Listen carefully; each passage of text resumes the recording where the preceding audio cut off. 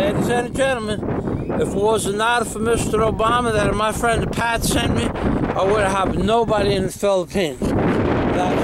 Well, ladies and gentlemen, I have to tell you that Mr. Obama is my only friend from America, and I do not have any friends in the Philippines yet. Because I do not like it to be looked at like a candy store. And these people look at you like you're a candy store and they're coming for your candy.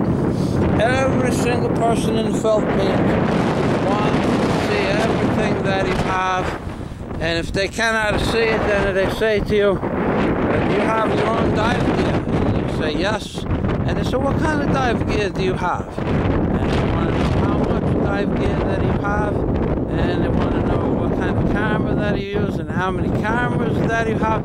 They're interviewing you for shopping at your candy store later on. Even want to know what time you're going to go to the Sonoma Festival, because you're going to be gone all day.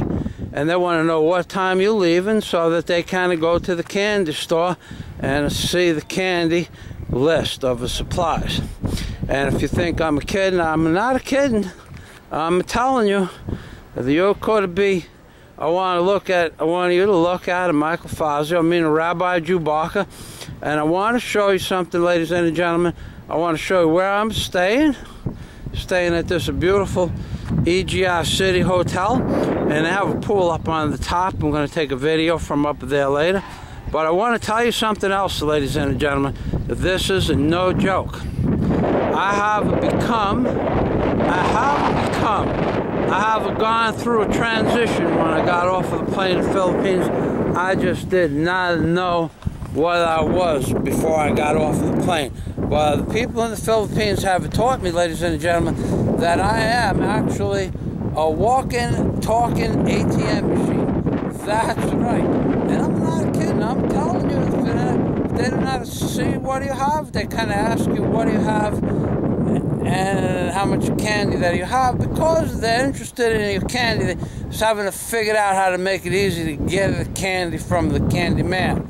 So I have become the candy man, I have become the ATM, I have become the walking, talking candy man ATM machine, because it does not matter even if you have a hotel bill for $1,000 and you pay the hotel bill. Somebody runs out from the accounting office and reminds me, and it reminds the lady at the counter that 3 days ago I got 2 photocopies, and I have just given them about $1,097, and I got 2 photocopies 3 days ago that I didn't have to pay for, and I forgot to put it on my bill for 50 pesos, 25 pesos, 2 photocopies, and I paid for 1. So I had 2 photocopies, had 3 altogether. 2 of them I did not pay for, and it came out of the bill for 50 pesos after I just gave them $1,097. So if you do not think that I look like a ATM, it does not matter what you think, it's what do they think. And I'm going to tell you something, I'm ready. I'm about ready. Florida Keys is looking good, and I'm only here about 1 week.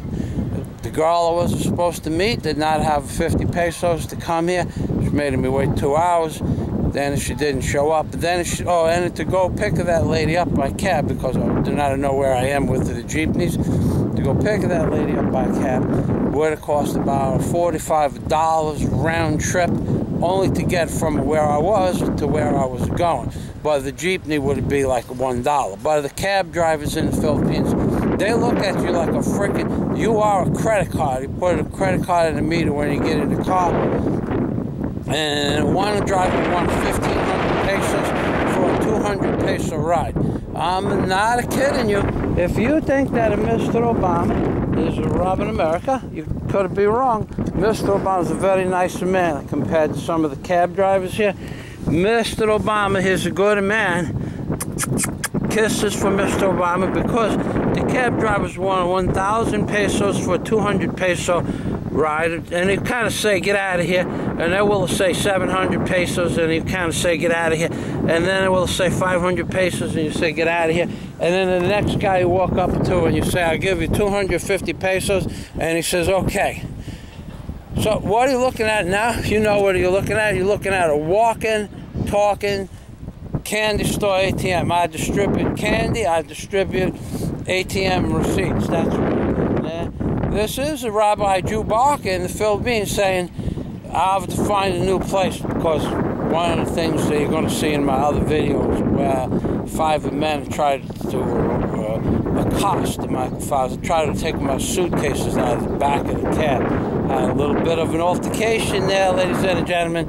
Everybody almost went to different places last night. Gotta tell you, very bad situation here in the Philippines. Not a good thing. And the cab driver, he just stepped away from the cab and watched the whole thing happen. And when I take care of the situation, he comes back and he says, oh, I'm sorry. He says, you're very sorry you're driving me back to where I came from. And then you're going to see that, the conversation where there's no light and no pictures. I record the conversation on the way home. After he walks away from the cab, with the 5 men in the syndicate walking around the cab. They opened up the doors for him, and I come into the cab, and I was fighting them in the back of the cab. That was a very interesting thing. And ladies and gentlemen, this is a very interesting place, but I'm glad I came here, glad I have experiences. But this area here, I have to go back to my hotel, I have to do some things in Cebu, and I will go to 1 or 2 more places, and I will evaluate the situation like Mr. Obama evaluates how much you can rape America for. Because here's a good Obama. If it was not for my friend Pat and the Dick of Doom, I would not have anybody to hang out with. Because like I said, I have become a walking, talking candy store with an ATM slide in the front and pushes the numbers up. And remember, ladies and gentlemen, when you're talking about ATM machines, remember 3 things. Always remember those 3 things. Remember, if Mr. Obama had a son and the son was like a Trayvon Martin, the son would be dead. The son would be playing cards with the hell and the pedophile priest. And, ladies and gentlemen, his son would be dead. That's right. Oy vey and shalom.